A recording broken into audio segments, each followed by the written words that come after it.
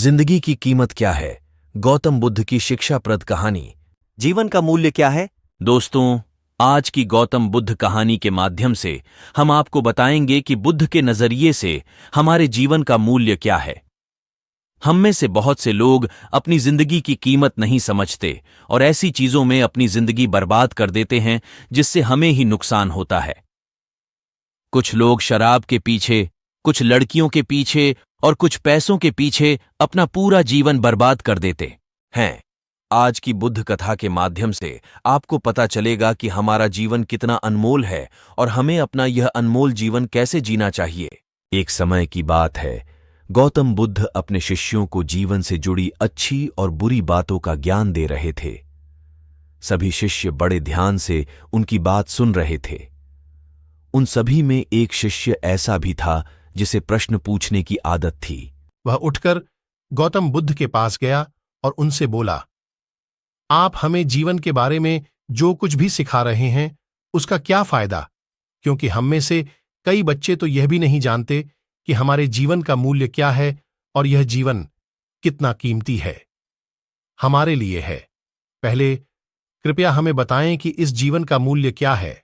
बुद्ध ने अपने शिष्य की बात सुनकर अपने कमरे में जाकर पत्थर का एक चमकता हुआ टुकड़ा ले आया। मैं तुम्हें इस जीवन का मूल्य तब बताऊंगा जब तुम्हें इस पत्थर का सही मूल्य पता चलेगा, उन्होंने कहा और टुकड़ा अपने शिष्य को दे दिया। आप भी इस पत्थर के टुकड़े को किसी को नहीं बेचें। बुद्ध ने अपने शिष्य की बात सुनकर अपने कमरे में जाकर पत्थर का एक चमकता हुआ टुकड़ा ले आया। मैं तुम्हें इस जीवन का मूल्य तब बताऊंगा जब तुम्हें इस पत्थर का सही मूल्य पता चलेगा, उन्होंने कहा और टुकड़ा अपने शिष्य को दे दिया। आप भी इस पत्थर के टुकड़े को किसी को नहीं बेचें। बुद्ध ने अपने शिष्य की बात सुनकर अपने कमरे में जाकर पत्थर का एक चमकता हुआ टुकड़ा ले आया। मैं तुम्हें इस जीवन का मूल्य तब बताऊंगा जब तुम्हें इस पत्थर का सही मूल्य पता चलेगा, उन्होंने कहा और टुकड़ा अपने शिष्य को दे दिया। आप भी इस पत्थर के टुकड़े को किसी को नहीं बेचें। बुद्ध के अनुसार जंगली जानवर की अपेक्षा कपटी और दुष्ट मित्र से डरना चाहिए। जंगली जानवर आपके शरीर को नुकसान पहुंचा सकता है, लेकिन बुरा मित्र आपकी बुद्धि को नुकसान पहुंचाता है। वह शिष्य उस पत्थर को लेकर आगे बढ़ गया। तभी उनकी मुलाकात एक सब्जी बेचने वाले से हुई। शिष्य ने सब्जी विक्रेता से पत्थर की कीमत पूछी। इस पत्थर की कीमत के बदले मैं तुम्हें अधिक से अधिक सब्जियों से भरा एक थैला दे सकता हूं। सब्जी विक्रेता ने पत्थर को ध्यान से देखा। उस पत्थर को लेकर शिष्य एक सोने के व्यापारी के पास गया। पत्थर के उस टुकड़े की चमक देखते ही सुनार ने उसकी कीमत 100 सोने के सिक्के लगा दी। जब शिष्य ने टुकड़ा बेचने से इनकार कर दिया तो सुनार बदले में 200 सोने के सिक्के देने पर सहमत हो गया, लेकिन शिष्य ने वह पत्थर नहीं बेचा। इसके बाद शिष्य एक हीरे के व्यापारी के पास गया और पत्थर का टुकड़ा उसके सामने रख दिया। जैसे ही हीरे के व्यापारी ने उस पत्थर को देखा, उसने एक साफ कपड़ा बिछाया, उस पर पत्थर रखा, फिर उसकी परिक्रमा की और हाथ जोड़कर पत्थर को कपड़े में लपेटते हुए कहा, तुम जिसे साधारण समझ रहे हो उसकी कीमत पूछ रहे हो।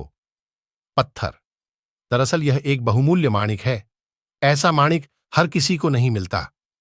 अगर मैं अपना सब कुछ बेच भी दूं तो भी मैं उसकी कीमत नहीं चुका सकता। उस व्यापारी की बातें सुनकर शिष्य आश्चर्यचकित रह गया। वह भागता हुआ सीधा बुद्ध के पास आया और बाजार में जो कुछ भी हुआ उसे बताया। पैसे के नाम पर वो ऐसे काम करने लगते हैं जिससे उनकी जिंदगी बर्बाद हो जाती है।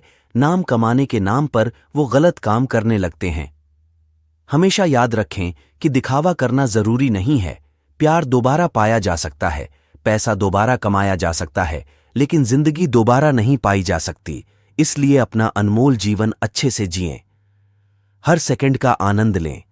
कभी यह मत सोचो कि तुम इस दुनिया में किसी काम के नहीं हो। यह कभी मत सोचो कि तुम्हारा जीवन निरर्थक है। तुम्हारे होने या न होने से कोई फर्क नहीं पड़ता। जब भी आपके मन में ऐसे नकारात्मक विचार आएं, तो बस खुद को याद दिलाएं कि जीवन एक रत्न है और यह अमूल्य है।